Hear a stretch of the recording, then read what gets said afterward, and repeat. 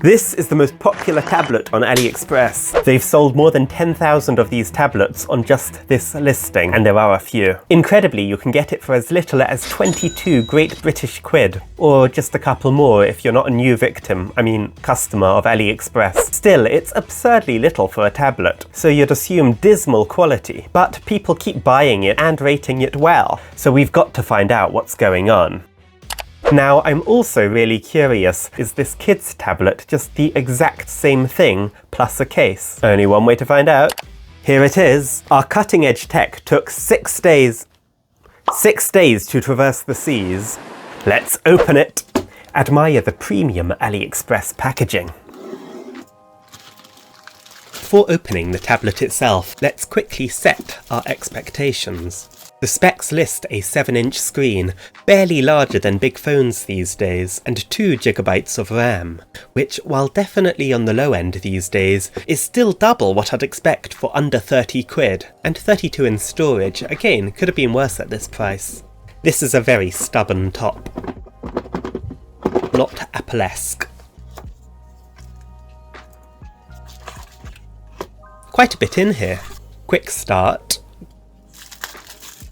Charger, USB-C cable, decent feel given the cost. Let's put that aside for a sec. Also a case, wow, that's impressive. Now the tablet himself.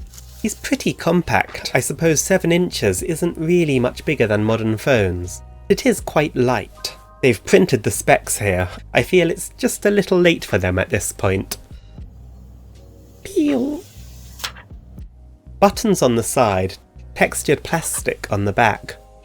Oh, that's funny, the camera is styled like one of the older iPhones. Wait, that's cheeky, there should be an LED flash if I remember correctly. The lies begin. Not a good sign. SD card slot, charging port, headphone jack. Have I missed anything? Ah, yep, speaker grill. The whole thing has a very cheap plastic feel, including the screen. No great surprise there, I suppose. Now let's power on! Okay, let's open this one too while it's setting up. They've styled this one more maturely. I think it's aimed at my age demographic. Some of the specs on the box are the same, but the RAM is missing. That's ringing some alarm bells. This box opens easier. More in here. Similar cable, different brick. The tablet itself, and this massive floppy pink thing. Somehow this feels even cheaper. I think it's the parking space-sized bezels, though they could be to help keep it in the case. Let's power it on too, and then we can test. So the first thing about these is their price. They are really crazy cheap. At around 25 quid, it's just incredible that they can make something and sell it to you for a profit. It's mind-blowing. I mean, they make the Amazon Kindle 7, the cheapest one, look expensive, even at its Black Friday price. So if these are at all usable at their prices, frankly, that's enough reason for people to buy them. We've already covered the specs on paper, which are not good, but still impressive for the price. And this actually beats the Amazon Kindle 7 in some categories. This gives you 32 GB of storage, whereas the Kindle base model only gives you 16. You can pay a bit more and get 32 on that too, but then you're looking at some £75. But more importantly is the operating system.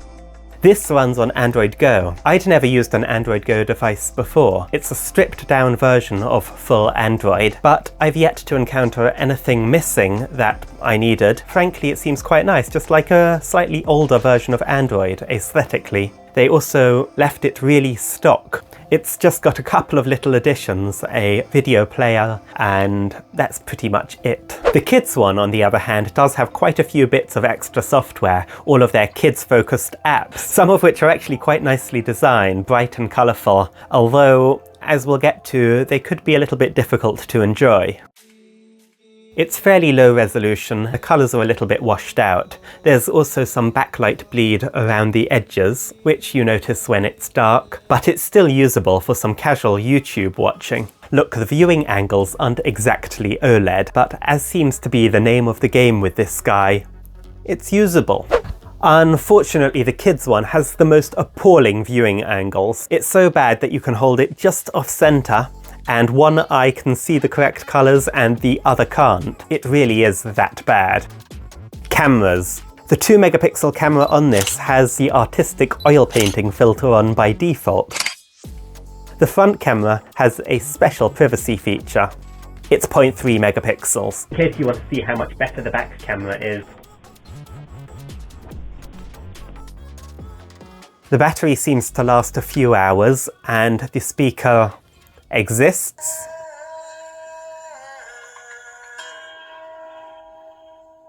Yet again, that magical usable. The speed, how fast is it? It's like that 4-year-old smartphone you really should upgrade.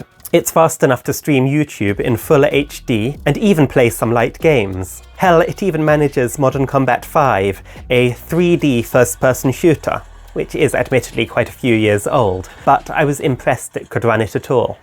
Though I'm not sure if it's the processor or the screen's lack of responsiveness, or the fact that I've just got that much worse at the game, but it wasn't a very pleasant experience. Regardless, you can definitely have some fun with this thing. Though if this one just scrapes over the usable line, this one falls flat on its face, some way short. Every time you tell this one to do something, the processor goes out on a little coffee break, and while it rides its tortoise to Starbucks, decides whether it feels like complying today. Though if that's really the processor's fault, or the solitary gigabyte of RAM, it's not quite clear. What is clear though is that this seriously sucks.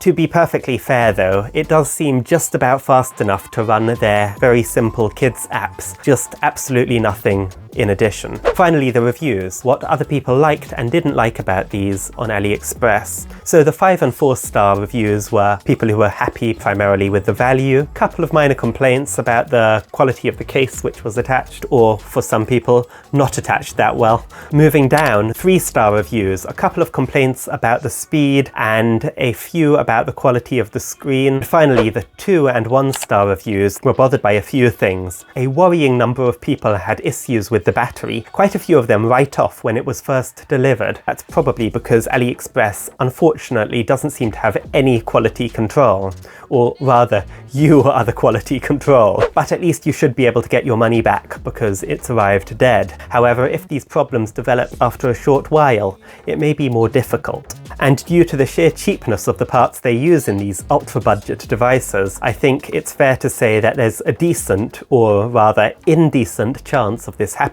I mean, they don't even pretend to offer a warranty here.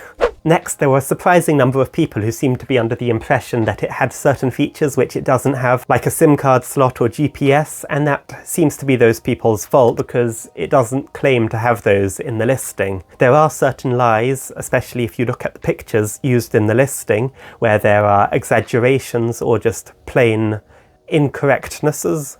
Incorrect lies? Lies. Both like the magical shrinking bezels, which are always smaller in the pictures than they are in real life, and also the cameras. In the pictures it very clearly marks the back camera as a 5 megapixel and the front one as 2, and it's 2 and 0.3. Just a touch worse. So I'm not saying they don't lie in the listings, but if they don't promise GPS and you expect it to have, I feel on a sub £30 device, maybe that's on you. The most perplexing complaint was somebody said that this only has 1.5 gigabytes of RAM, not 2.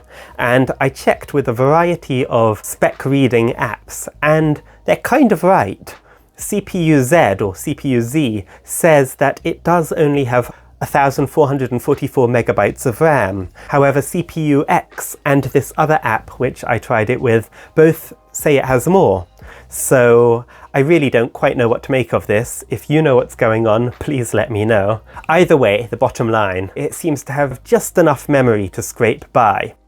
In conclusion, provided you get a good one, I think it's fair to categorize this as the minimum tablet necessary to tablet. And at this price, that's reason enough to buy it. And the kids' tablet is a brilliant educational tool, but only if what you're trying to teach them is patience. Thank you for watching.